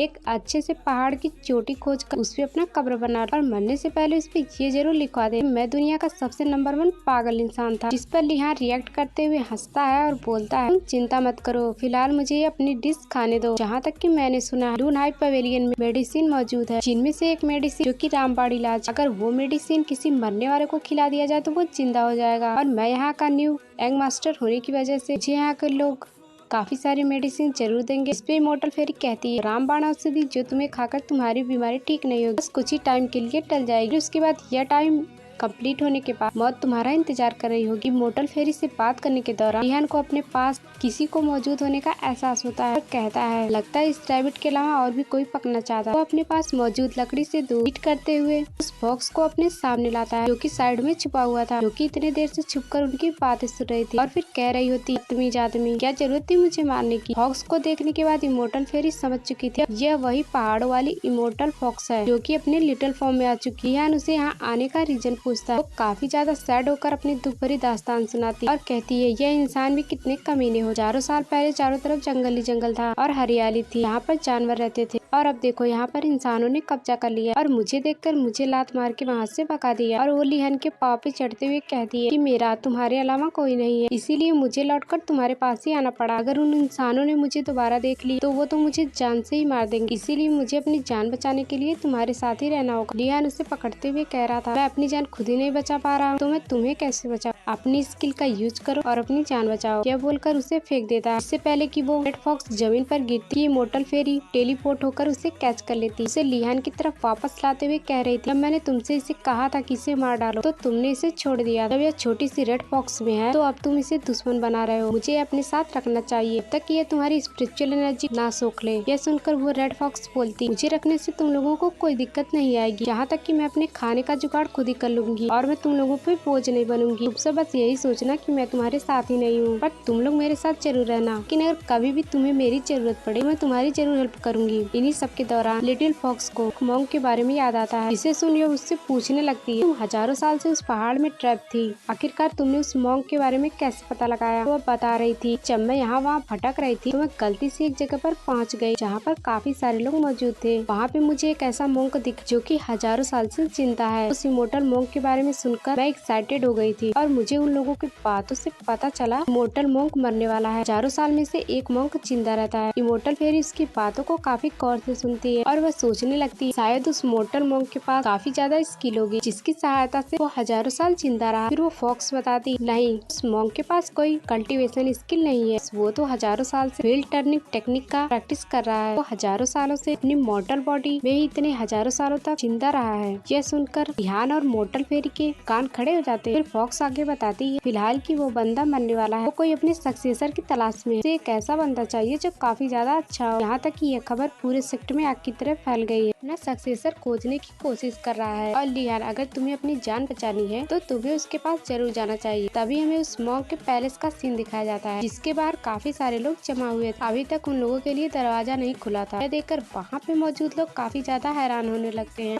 और काफी ज्यादा बेचैन होने लगते हैं और वो कह रहे होते हैं आखिरकार मॉन्क दरवाजा क्यों नहीं खोल रहे। अभी वहाँ पे एंट्री होती है हमारे मेन कैरेक्टर लिहान की, जो कि फिर से अपने किंग ऑफ हेल की आइडेंटिटी में आ चुका था। वहाँ पे जो लोग मौजूद थे वो लोग इंतजार करते करते थक चुके थे, इसलिए वो बाहर से उस मॉन्क को आवाज लगा रहे थे और कहते हैं मास्टर हम यहाँ पे काफी दिनों से इंतजार कर रहे हैं, आप जिसे भी अपना सक्सेसर चुनना चाहते हैं आप उसको बुला लीजिए। तभी उनमें से लिहान हाई जंप लगाते हुए दरवाजे के पास पहुँच जाता है। लोग उसे आगे बढ़ता हुआ देख उससे पूछने लगते हैं आखिरकार ये बंदा कौन है जो कि इतनी तेजी से आगे जा रहा है। कुछ लोग तो लिहान की इस हरकत से काफी ज्यादा नाराज होते हैं कि आखिरकार इसकी हिम्मत कैसे हुई, इसने यहाँ के रूल को तोड़ा है। पर लिहान इसके बातों को इग्नोर करते हुए आगे बढ़ने लगता है। वो बस दरवाजा को ओपन करने ही वाला था तभी 3 नाइफ ब्लेड से उसके ऊपर अटैक होता है और लिहान उससे बच जाता है और उसे ब्लॉक करते हुए उसी अटैक को फिर से रिवर्स करते हुए उसी बंदे को मार देता है। यह अटैक इतना ज्यादा फास्ट था कि वहाँ पे मौजूद लोग इस अटैक को देख भी नहीं पाते। अभी भीड़ के बीच में से एक रेड कपड़ों वाला बंदा बाहर निकलता है जो कि अपने स्वॉर्ड को लिए हुए बोलता है तुम्हारा स्किल तो कमाल है लेकिन मेरे हमले से बच के दिखाओ। यह कहते हुए वो लिहान के ऊपर तेजी से अटैक करता है। फिर लिहान उसके अटैक को अपनी 2 उंगलियों से रोक देता है और लिहान पूछता है क्या मैं तुम्हारा नाम जान सकता हूँ। यह बोलकर लिहान उसके स्वॉर्ड को स्लिप करता है जिससे वह बंदा लड़खड़ा कर पीछे हटने लगता है। लिहान की इस हरकत से उस बंदे को काफी ज्यादा गुस्सा आ जाता है और वो कहता है मैं एक इविल माउंटेन का बैरियर प्रोटेक्टर हूँ, आज तुम्हारी मौत मेरे ही हाथों होगी। यह बोलकर जैसे ही उसके ऊपर दोबारा अटैक करता है तो लिहान उसके अटैक को डॉज करता है और अपनी 2 फिंगर का यूज करते हुए उसके स्वॉर्ड को तोड़ देता है। उसी टूटे हुए हिस्से से उसकी गर्दन काट देता है। उसका ये बेरहम रूप देखकर वहाँ पर मौजूद सभी लोग काफी ज्यादा खौफ में हो जाते हैं। उनमें से एक बंदा तो हमारे लिहान को पहचान लेता है और वो कहता है तुम तो वही हो ना best killer king of hell. और किंग ऑफ हेल का नाम सुनते हुए सभी लोग डर गए होते हैं और वो सभी पीछे हटने लगते हैं क्योंकि ये सभी लोगों को पता चल चुका था कि अगर किंग ऑफ हेल को दोबारा गुस्सा आया तो वो यहाँ पे मौजूद मौजूद सभी लोगों को एक साथ मार देगा।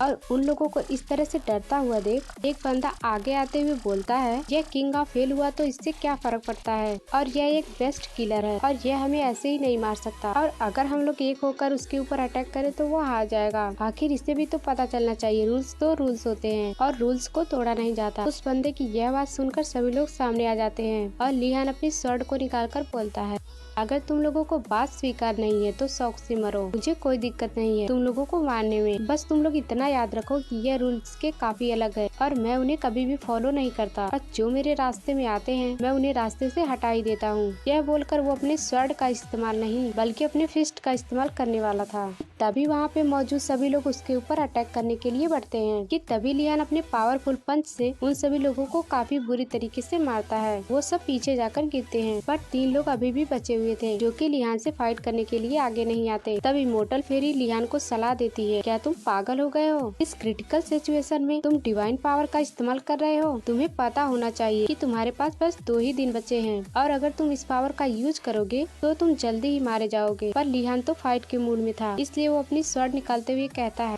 आज ये मेरा स्वॉर्ड खून की मांग कर रहा है, जिस किसी को भी अपनी मौत का दावत देना है वह आ सकता है। उसकी आवाज इतनी ज्यादा डरावनी लग रही होती है, वहाँ मौजूद लोग डरने लगते हैं कि तभी मोंक अपना दरवाजा ओपन करते हुए लियान से साथ रहने के लिए कहते हैं, बच्चे इतना ज्यादा गुस्सा सेहत के लिए हानिकारक है, तुम अंदर आ जाओ, इसके बारे में हम लोग बात करेंगे। तभी दरवाजा अपने आप खुलने लगता है। यही देखकर इमोर्टल फेरी शॉक हो जाती है। इस बुड्ढे के पास थोड़ा सा भी स्पिरिचुअल पावर नहीं होता और इसका ऑरा इतना ज्यादा प्योर है कि यहाँ तक भी फील हो रहा है। और वह अंदर जाते हुए लियान से कहती है, लगता है तुम्हें यहाँ जरूर कुछ सीखने को मिलेगा।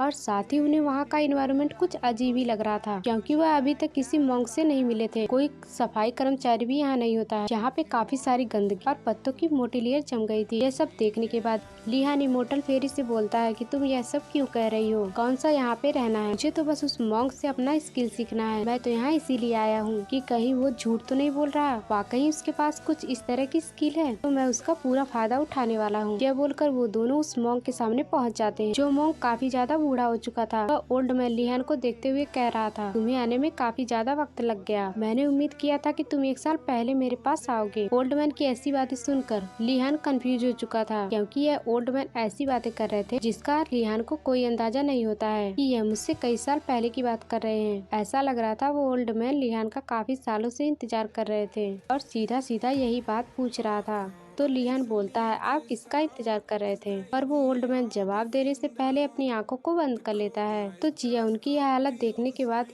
कहती है, इतना क्या जल्दी था इनको मरने का? 2-4 वर्ड्स और भी भूल जाते। और लियान जैसे ही उस ओल्ड मैन की सांसें चेक करने वाला था और ओल्ड मैन के नजदीक आता है, इस एपिसोड में लियान सोचता है कि ये मॉन्क मर चुका है, लेकिन मॉन्क जो होता है वो जिंदा होता है। यह देखने के बाद उन दोनों की हार्ट बीट चेंज हो गई थी और ये दोनों काफी बुरी तरीके से डर जाते हैं। वो मॉन्क उठते हुए बोलते हैं, तुम चिंता मत करो, मैं इतनी जल्दी नहीं मरने वाला। अभी भी मेरे पास 3 दिन और बाकी है। और रहा सवाल तुम्हारा, तो तुम्हारे आने का इंतजार मैं 1 साल से कर रहा हूँ। मुझे पता था कि तुम एक दिन यहाँ पे जरूर आओगे, क्योंकि तुम्हारे और मेरे बीच में एक गहरा रिश्ता जो है। लियान ये बातें सुन के काफी ज्यादा अजीब फील कर रहा था, इसलिए वो चुपचाप उस मॉन्क की बातें सुन के वहाँ पे बैठने लगता है और बोलता है कि मैं एक साथ लाखों लोगों को मार देता हूँ और इतने दिनों से आप जिंदा हो। आपकी बॉडी, माइंड, सोल इतनी प्योर कैसे है और इसका मेरे से किस तरह का कनेक्शन हो सकता है? वो ओल्ड मैन लियान को बताता है, मैं देख पा रहा हूँ, ना तो तुम जिंदा हो और ना ही मरे, तुम जिंदगी और मौत के बीच में कहीं फंस गए हो। यह सुनकर लियान काफी ज्यादा अजीब फील कर रहा था और वो सोचता है कि आखिरकार इस ओल्ड मैन को कैसे पता चला, और वो काफी ज्यादा कंफ्यूज होता है और कहता है, मास्टर क्या आप इस बात को डिटेल में समझा सकते हैं? मुझे तो कुछ भी समझ नहीं आ रहा। तो मास्टर बताते हैं, वैसे तो मेरा और तुम्हारा रिश्ता ज्यादा दिनों तक नहीं रहा, पर यह रिश्ता हजारों साल तक जिंदा रहेगा। हजारों साल पहले जब मैं एक छोटा बच्चा था, तब मेरी मुलाकात दुनिया के सबसे फेमस स्वॉर्डमैन से हुई थी। तब उन्होंने मरने से पहले मुझे एक secret method learning the wheel सिखाया था और वो चाहते थे कि मैं उन्हीं में से किसी को पास आउट कर दूं, इसलिए मैंने तुम्हें चुना। यह सब सुन के लियान सोच में पड़ जाता है, कहीं ये मास्टर मेरे जैसे दिखने वाले किसी और बंदे की तो बात नहीं कर रहे, या फिर मेरी खूनी हरकतें मेरे जैसी होंगी। और इसलिए वो मुझे चुन रहे हैं। तो मास्टर बताते हैं मैंने तुम्हें इसलिए चूज किया है क्योंकि तुम्हारी बॉडी में एक ऑरा है और ऐसा सेम ऑरा उस पर्सन की बॉडी में भी था। तो लिहान कंफ्यूज था कि वह कौन था। तो इमोर्टल फेरी बताती है कि यह पक्का वही होगा। तो ओल्ड मैन अपने बातें कंटिन्यू रखते हुए बताते हैं कि वह ये बातें जानते थे कि तुम मुझे भविष्य में जरूर मिलोगे, इसलिए मैं इस स्किल को तुम्हें सौंपना चाहता हूँ। मॉन्क के मुँह से ये सारी बातें सुन के लिहान कहता है कि जिसकी आप बातें कर रहे हैं वो इतने ज्यादा अमेजिंग थे कि उनकी तलवारबाजी इतना औसम थी कि उनके सामने कोई भी नहीं टिक सकता था। तो आखिरकार उन्हें हर्ट करने की हिम्मत किसकी हुई। ओल्ड मैन बताते हैं कि उन लोगों ने व्हाइट कपड़े पहने थे और घोस्ट मास्क पहना था। यह सब सुनने के बाद लिहान काफी ज्यादा शॉक हो जाता है। तो वह समझ जाता है कि उनको कोई मारने वाला और नहीं बल्कि वही 7 इमोर्टल्स हैं। फिर हमें दूसरी तरफ एल्डर मॉन्क को दिखाया जाता है जो कि तेजी से उसी मॉन्क के टेम्पल की तरफ बढ़ रहे होते हैं और वहाँ पर लगे हुए बैरियर से टकराकर वहीं पर गिर जाते हैं और वहाँ पर मौजूद लोग उन्हें बताने लगते हैं यह बैरियर जब तक नहीं खुलेगा तब तक कि वो मॉन्क मर नहीं जाता, क्योंकि उन्हें उनका डिसाइपल मिल चुका है और वो उन्हें सीक्रेट मेथड सिखा रहे हैं। और दूसरी तरफ हमें लियान को दिखाया जाता है जो कि उसी सीक्रेट मेथड को पढ़ते हुए प्रैक्टिस कर रहा था और उसकी बॉडी से डिवाइन ऑरा रिलीज हो रहा था और वह ओल्ड मैन एक एक करके लिहान को सारी प्रोसेस बताता जा रहा था। लिहान उसे काफी ध्यान से सुनते हुए प्रैक्टिस कर रहा था। इमोर्टल फेरी उस सीक्रेट बुक को देखते हुए बताती है इसका जो पहला चैप्टर है वो असल में एक सीक्रेट मेथड है जो कि इमोर्टेलिटी का है। लिहान की कल्टीवेशन कंप्लीट हो गई थी। वो जैसे ही खड़ा होकर इमोर्टल फेरी से कहता है मैंने यह प्रैक्टिस कर लिया है लेकिन मुझे कुछ भी फील नहीं हो रहा, जिससे इमोर्टल फेरी अपने पावर की हेल्प से उसका लाइफ टाइम चेक करती है जो कि बिल्कुल भी नहीं बढ़ा होता है। वो कहती है काफी अजीब बात है, इस मेथड की प्रैक्टिस करने के बाद भी तुम्हारी लाइफ नहीं बढ़ी है। क्या तुमने इसे सही से प्रैक्टिस किया है ना? कहीं कोई मंत्र आगे या तो पीछे नहीं कर दिया? अगर मैं इसे कैलकुलेट करूं तो तुम्हारे पास बस 1 ही घंटा बचा है। लिहान इसके बारे में उस ओल्ड मैन से पूछता है आखिरकार ये काम क्यों नहीं किया। तो ओल्ड मैन कहता है कि शायद ये ईश्वर की इच्छा है। यह सुनकर इमोर्टल फेरी जोर जोर से हंसने लगती है। लगता है कि गॉड भी चाहते हैं कि तुम दोनों साथ में मरो। इतने सालों से तलवार चला के तुम्हारी नसें इतनी बुरी तरीके से डैमेज हो गई हैं कि उनका बचना अब मुश्किल ही नहीं नामुमकिन है। इमोर्टल फेरी की ऐसी बातें सुन के लिहान को हंसी आ जाती है। तो लिहान हंसते हुए कहता है कि मेरे मरने का इंतजार करो और मेरे मरने के बाद तुम एक नया स्वॉर्डमैन ढूंढ लेना जो कि तुम्हें अच्छे से तुम्हारी मंजिल तक पहुंचने में हेल्प करेगा। और इमोर्टल फेरी अभी भी हंस रही होती है, अपने हाथों को उसके कंधे पे रखते हुए बोलती है वो तो मैं ढूंढ ही लूंगी और इस बार मैं ऐसा बच्चा ढूंढूंगी जो कि मेरी सारी बातें सुनेगा और तुमसे ज्यादा स्मार्ट होगा। और तभी अचानक से उस मॉन्क को इमोर्टल फेरी नजर आने लगती है जो कि किसी को नजर नहीं आता। फिर वो ओल्ड मैन पूछता है क्या तुम गॉडेस हो? तो इमोर्टल फेरी हैरान होती है और बोलती है क्या मैं आपको दिखाई दे रही हूँ? इसका मतलब यह है कि आपकी मौत काफी ज्यादा नजदीक है, क्योंकि मरने से पहले अक्सर लोग मुझे देख पाते हैं। फिर वह उस ओल्ड मैन के पास जाकर कहती है क्या आपने मुझसे पहले ऐसा कुछ कहा था? ओल्ड मैन मना करते हुए बोलते हैं नहीं,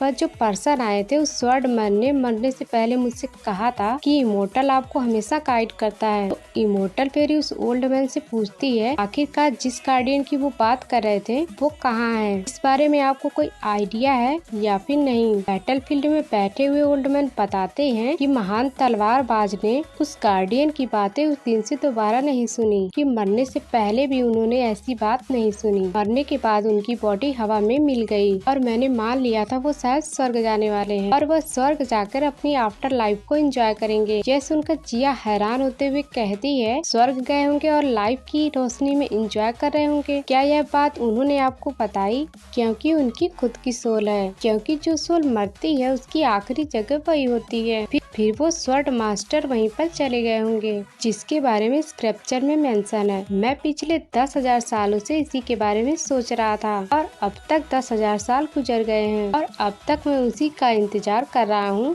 कब मैं अपने ओरिजिन में लौटूंगा। फिर इमोर्टल फेरी को देखते हुए कहते हैं, क्या तुम मुझे वहाँ ले जाने के लिए आई हो? क्या तुम मुझे अपने साथ ले जाओगी? यह सुनकर इमोर्टल फेरी मुस्कुराते हुए कहती है, हाँ बिल्कुल, मैं इसीलिए तो यहाँ पे आई हूँ। तभी लिहान इमोर्टल फेरी को डांटते हुए बोलता है, तुम कितनी बेशरम हो, तुम मरने वाले इंसान की इस तरह से बेइज्जती कर रही हो और इस तरीके से मजाक उड़ा रही हो। पर जिया कहती है, तुम भी तो मरने वाले हो, आखिर तुम्हें किस बात की दिक्कत है मुझे रोकने का या फिर बोलने का? तुम्हें कोई हक नहीं। इमोर्टल फेरी उस ओल्ड मैन के सर पे हाथ रखती है, जिससे कि वो ओल्ड मैन अपने इनर वर्ल्ड में चला जाता है। और जब वो अपने स्पिरिचुअल वर्ल्ड से बाहर आता है, वो काफी बुरी तरीके से डरा हुआ था। उसने जो देखा उसको अपनी आंखों पे यकीन नहीं होता। उसे इस तरीके से डरता हुआ देखकर लिहान कहता है, आपने जो भी देखा वो आपका स्पिरिचुअल वर्ल्ड है। मैं ये यकीन से कह सकता हूँ कि आपने जो भी देखा वो काफी ज्यादा खूबसूरत है। वो ओल्ड मैन लिहान को बताते हुए कहते हैं कि उन्होंने अपने स्पिरिचुअल वर्ल्ड में अपने सोल को देखा, जो कि एकदम साफ है, जहाँ कोई छल कपट नहीं। यह कहते ही उनका वक्त आ गया है। यह कहते ही वो खामोश हो जाते हैं। वह एक बार फिर से शांत हो गए थे, जिसे देखने के बाद इमोर्टल फेरी हंसते हुए कहती है, यह ओल्ड मैन फिर से मजाक कर रहा है और हमें डराने की कोशिश कर रहे हैं। लिहान, इन्हें बताओ कि अब ये दोबारा से नहीं चलने वाले हैं। गौर से देखो, ये तुम्हें मजाक करते हुए नहीं लग रहे हैं? कि तभी अचानक से उस ओल्ड मैन की बॉडी से एनर्जी रिलीज होती है, जिससे कि इमोर्टल फेरी को पता लग जाता है वह ओल्ड मैन सच में मर चुका है, वह अब नहीं रहे। और धीरे धीरे उनकी पूरी बॉडी गोल्ड में कन्वर्ट हो चुकी थी और उनकी बॉडी आसमान में जाने लगती है। यह रोशनी इतनी ज्यादा तेज थी, बाहर मौजूद सभी लोगों को दिखाई देता है और वो सब समझ गए थे कि अब ओल्ड मैन जिंदा नहीं रहे और उनके मरते ही वहाँ पे लगा हुआ बैरियर हट चुका था। तभी वहाँ पे सभी लोग टेम्पल के अंदर एंटर हो चुके थे और लिहान को डराने लगते हैं और कहते हैं कि उन्होंने जो तुम्हें मंत्र सिखाया वो हमें बता दो। लिहान वापस से अपने मास्क पहनते हुए कह रहा था, मैं मरने से पहले तुम लोगों को तो निपटा के ही जाऊंगा। यह बोलकर वो उस बंदे को शॉर्ट से काट डालता है। वो बंदा उसकी तरफ तेजी से बढ़ रहा था। लिहान की बॉडी से एक पर्पल एनर्जी निकल रही होती है और वह एनर्जी एक पावरफुल फ्लावर में कन्वर्ट हो गई थी। जैसे कि वो पर्सन मरता है, उसकी लाइफ उस फ्लावर के पेटल में अब्सॉर्ब हो जाती है। यह सब देख के हैरान हो जाते हैं कि आखिरकार अचानक से लिहान की लाइफ बढ़ कैसे गई। पहले जो 1 दिन बढ़ी थी वो अचानक से 2 दिन हो जाती है, फिर अचानक से 3 दिन हो जाती है। यह सब देख के इमोर्टल फेरी को सारी बातें समझ आ चुकी थी। यह लाइफ एसेंस एब्जॉर्ब होने के बाद लिहान की बॉडी से पर्पल एनर्जी रिलीज होने लगता है। इमोर्टल फेरी यह चेक करने के लिए क्या जो हो रहा वो सच में हो रहा है। यह सच है तो उस बॉडी के पास जाकर चेक करती है। तब उसे पता चलता है कि वह जवान इंसान बूढ़ा हो चुका है और लिहान को बताती है कि मैजिक तब तक काम करता है जब तक कि आप किसी को मार के उसकी लाइफ चुरा लेते हैं। तो वह यह भी समझ गई थी कि आखिरकार वो ओल्ड मैन हजारों साल तक जिंदा कैसे रहा। क्या आसपास लोग मौजूद मर चुके थे और उसके आसपास पेड़ पौधे, पत्तियां, फूल सब बेजान हो चुके थे। इसका मतलब यह हुआ कि वह ओल्ड मैन इस सारे इन्वायरमेंट की पावर को एब्जॉर्ब कर रहा था और वह तलवारबाज जो कि इनका मास्टर था, इसीलिए लिहान को यह टेक्निक सिखाने के लिए बोले, क्योंकि लिहान हमेशा काफी सारे बंदे को मारता रहता है। वह एक खूनी दरिंदा है। तभी तो वो लिहान का काफी सालों से इंतजार कर रहे थे कि इस टेक्निक में किसी को मारे बिना फायदा नहीं होता है। कि तभी सभी लोग लिहान की तरफ अटैक करने के लिए बढ़ते हैं और उन्हें पता नहीं था कि वो अपनी मौत की तरफ जा रहे हैं। फिर लिहान बिना 1 मिनट वेस्ट किए हुए उन सभी को मारकर उनकी लाइफ एब्जॉर्ब कर लेता है। यह करने के बाद उसको काफी ज्यादा मजा आ रहा था और कहता है कि मुझे तुम लोगों की लाइफ चाहिए, जितने लोग को आना है आ जाओ। इमोर्टल फेरी इन सभी चीजों को एंजॉय कर रही थी। क्या बात है, तुम्हारी लाइफ तो काफी ज्यादा इंक्रीज हो गई, यह तो काफी ज्यादा कमाल है। तुम जितने ज्यादा लोगों को मारोगे और उतनी ज्यादा तुम्हारी लाइफ इंक्रीज होगी। इसका मतलब तो यह है कि तुम्हारे हाथ खजाने की चाबी लग गई है। यह सीक्रेट मेथड तुम्हारे लिए काफी ज्यादा पावरफुल और परफेक्ट है। लिहान इतना ज्यादा क्रूअल होता है कि वो उन सभी को काट काट के मारने लगता है और एक बंदे की मौत उसी पल हो जाती है। और लिहान एक बंदे के छाती पे पाँव चढ़ाते हुए कहता है, तुम जिंदा रहना डिजर्व नहीं करते। पर वो बंदा लिहान से अपनी जान की भीख मांग रहा होता है। वहीं लिहान अपने खूनी खेल को अंजाम दिए जा रहा था। वहीं उसकी स्वॉर्ड जो थी उन सभी को नर्क भेजने में कमी नहीं कर रही थी। यह खूनी खेल उसी एल्डर मॉन्क के सामने हो रहा था। लिहान की आवाज बदल जाती है और उसका बिहेवियर चेंज हो जाता है। वो काफी ज्यादा डेमोनिक लग रहा था। उसकी हंसी इतनी ज्यादा डरावनी होती है कि लोग उससे डर कर दूर हटने लगते हैं। पर लिहान उन सभी को छोड़ नहीं रहा होता है। फिर इमोर्टल फेरी लिहान को इस तरह से सबको मारता हुआ देखकर सारी चीजें एब्जॉर्ब कर रही थी। लिहान का खूनी खेल अभी खत्म नहीं हुआ था और लिहान का लाइफ कोड पूरी तरीके से भर चुका था। इमोर्टल फेरी यह सब देखते हुए लिहान को कहती है कि रुक जाओ, तुमने काफी ज्यादा जिंदगी को हासिल कर लिया है और अगर तुम इसका ज्यादा यूज करोगे तो खुद को डैमेज कर लोगे। लिहान के हाथों सबको मरता हुआ देखकर एक बंदा अपनी जान बचा के भाग रहा था। वह भागते भागते उसी ओल्ड मैन के बॉडी के पास पहुंच जाता है जो कि अब स्टैचू में कन्वर्ट हो चुका था। पर लिहान को इस चीज का ख्याल नहीं रहता। पर लिहान उसको मारते हुए उसकी खून के छींटे उसी स्टैचू पे गिरा देता है। इसी के साथ यह एपिसोड यहीं पर एंड हो जाता है।